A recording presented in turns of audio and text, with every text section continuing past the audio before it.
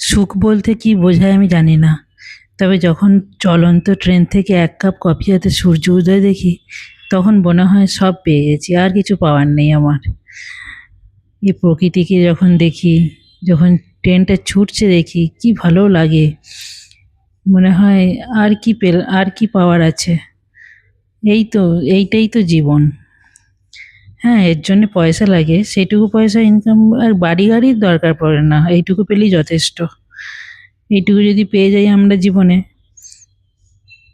তাহলে আমার তো মনে হয় আর কিছু লাগে না। শিলিগুড়ি জংশন ঢুকছে। শিলিগুড়িতে আমরা যাব শিল্পাঞ্চল ভবন। এই যে শিল্পাঞ্চল ভবনে চলে এসেছি। এখানেই আমাদের খেলা, থাকা, খাওয়া সব সব কিছুই এইখানে। থাকার জন্য এরা ২,০০০ টাকা করে নিচ্ছে। বড় বড় রুম, 3 বেডের রুম, ২,০০০ টাকা করে নিচ্ছে। এই ভিডিওটা তুললাম তার কারণে মহিলাদের যে শাড়িগুলো আমার খুব ভালো লাগলো। আগেও দেখেছি, আমি কোনোদিন ভিডিও করিনি, ওই জন্য এইটা ভাবলাম করে রাখি।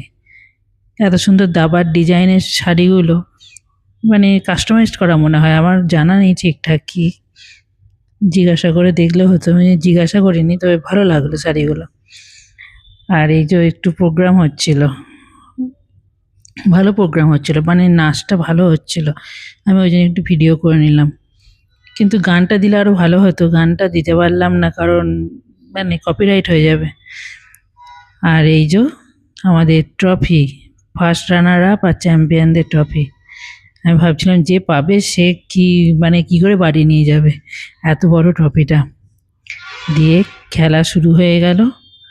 এই ভদ্রলোক খেলছিল, খেলা শুরু হওয়ার আগেই বসে বসে দেখছি নিজেই খেলছে।